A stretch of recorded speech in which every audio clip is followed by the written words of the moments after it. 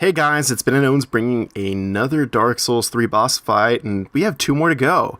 Now, this boss fight is the best one of this entire game. It's definitely my favorite. Played it through 3 times now. One with summons. I think this is the second time I fought this boss battle. Actually, was the one I recorded. So I have a summon here, but just note that it just makes it sort of easier, but the larger pool makes this boss, health pool makes this boss absolutely ridiculous. Now, this is split into 2 stages. The first one, he's riding on his King of the Storm, this fucking dragon-like thing. Now, this boss fight is actually pretty easy, but it can be really awkward given the camera angle. And the camera angle is pretty much the only thing that makes this first part difficult. It's very difficult to attack this thing. Now, as for a weak spot, you want to attack the head because that's where you're going to do the most damage, and if you're really smart about it, you can take this thing down in a matter of probably less than 30 seconds, but it's a lot more difficult. And then this fire attack, I guess I've never really managed to master dodging it, but I would guess that you would sprint towards the back of the legs, kind of like the Ancient Dragon in Dark Souls 2, but I never really mastered it yet. But again, this first part is just baiting out the dragon's attacks and then attacking the head and the neck. And it's pretty easy. And then considering the second part up ahead, you really would want to do this first part without using any healing items, because this next part of the fight is going to be a doozy. You actually face off against the Nameless King himself, and he is very difficult. Although he has a lot of very telegraphed attacks, it's just the amount of damage that he does, along with how long his moveset can last at times, makes it really difficult. Like, you'll be heavily punished for one mistake. Like, if this boss gets you in one combo, you could probably get 0 to death very, very easily. So you see here, I have my summon here and starting to focus on. I actually don't think a summon is worth it on this boss. You maybe get the Ancient King off of you for a little bit, but when the Ancient King aggroes on you with the increased health pool, it makes this boss fight drag on for a lot longer than it would be. And if the Phantom dies, and well, you pretty much end up back where you would have been without the Phantom, so it pretty much has no meaning. So again, Ancient King, dodge the attacks.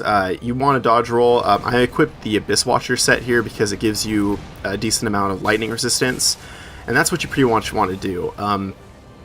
For like a majority of fights in the Dark Souls universe, just don't get greedy. For the Ancient King here, wait till he finishes his combos and then go for 1 or 2 hits maximum. Don't go anything more because you want to preserve your stamina.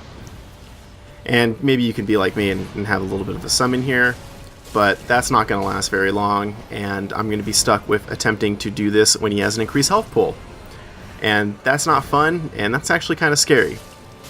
So again, I would also recommend using a lighter weapon as well. I tried using a Black Knight greatsword, I was using the Black Knight sword, but it was too slow to attack this boss with any means of effectiveness. I think I could barely land in 1 hit before the next moveset would start, and for this one it's a lot about dodging 1-2 hits and then moving away, and you definitely don't want to be stuck in an attack animation and waste your opportunities here, because if you get an opportunity to attack, that means you manage to successfully dodge roll throughout his early combo or something like that, and you definitely want to be rewarded for doing that.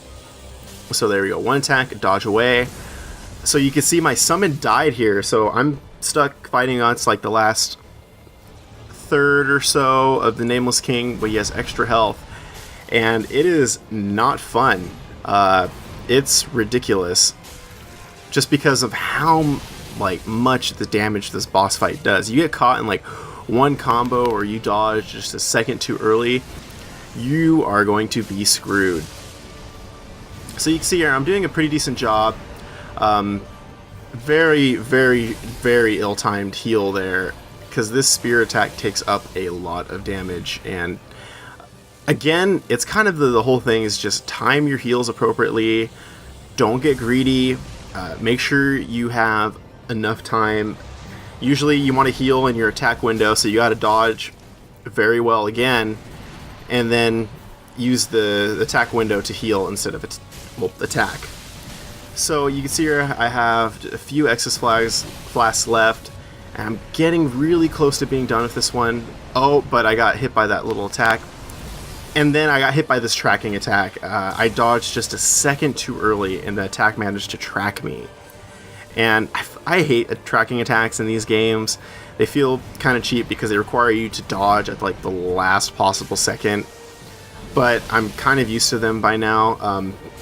And you can actually tell in this boss fight too, I'm getting a little antsy now that his health is starting to diminish. I'm starting making a lot more mistakes, which is not good. And I misjudged my thing. Look at this one combo almost kills me here. And I managed to pop off a heal very quickly there. And you can see I'm actually out of Estus, so I have a Divine Blessing just in case. So let's see if I can finish this out. I think one more attack dodge will be fine, but I managed to actually just finish him off very easily like that. I got greedy, and it actually paid off for once, which you don't want to necessarily do. Well, anyways, guys, that about wraps up the Nameless King. We'll be back for the last boss fight in Dark Souls 3, and then we'll see where this Bananaown fight series goes next time. Okay? Thanks for watching.